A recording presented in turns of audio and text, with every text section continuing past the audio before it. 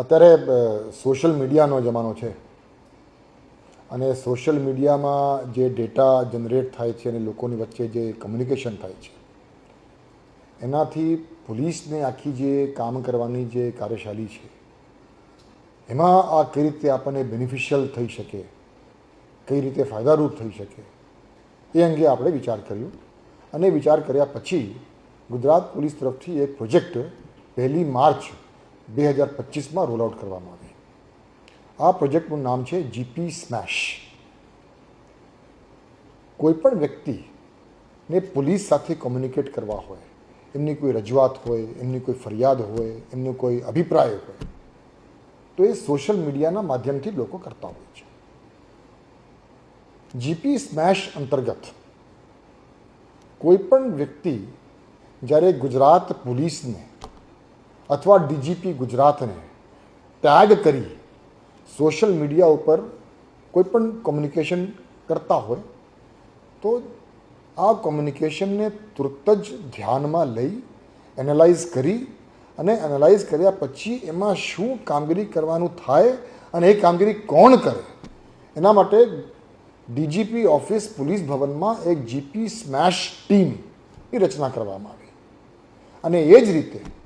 ગુજરાત રાજ્યના દરેક પોલીસ કમિશનરેટમાં અને દરેક જિલ્લાઓમાં પણ એક જીપી સ્મેશની ટીમની રચના કરવામાં આવી. હવે દાખલા તરીકે કોઈપણ વ્યક્તિ ડીજીપી ગુજરાતને અથવા ગુજરાત પોલીસના હેન્ડલ ઉપર કોઈ સોશિયલ મીડિયાના માધ્યમથી આપણને કોઈ માહિતી આપે અથવા કોઈ રજૂઆત કરે, કોઈ ફરિયાદ કરે અને એ ફરિયાદ દાખલા તરીકે સુરેન્દ્રનગર જિલ્લાનું હોય તો તુરત જ આપણી સોશિયલ મીડિયા હેન્ડલથી એસપી સુરેન્દ્રનગરને આપણે ટેગ કરી નાખીએ છીએ. એ ટેગ કરતાની સાથે એસપી સુરેન્દ્રનગરની ઓફિસની જીપી સ્મેશની ટીમના ધ્યાન ઉપર આવે તો એના ઉપરથી એ તાત્કાલિક ત્યાં કાર્યવાહી કરે અને આપણે જે એસપી સુરેન્દ્રનગરને જાણ કરીએ છીએ એ આપણે જે તે કમ્પ્લેનન્ટને, જે તે ફરિયાદીને પણ જાણ કરીએ છીએ કે તમારી જે કંઈ ફરિયાદ છે એ ફરિયાદ એસપી સુરેન્દ્રનગરને મોકલી આપવામાં આવી છે. એના ઉપરથી એસપી સુરેન્દ્રનગર કે એસપી જુનાગઢ હોય કે પોરબંદર હોય એ લોકો જે કંઈ કાર્યવાહી કરે એ કાર્યવાહી ત્વરિત પૂર્ણ કરી શું કાર્યવાહી કરવામાં આવી છે એની જાણ પણ સોશિયલ મીડિયાના માધ્યમથી ડીજીપી ગુજરાતને પણ કરે, ગુજરાત પોલીસ હેન્ડલને પણ કરે અને જે તે ફરિયાદીને પણ કરે.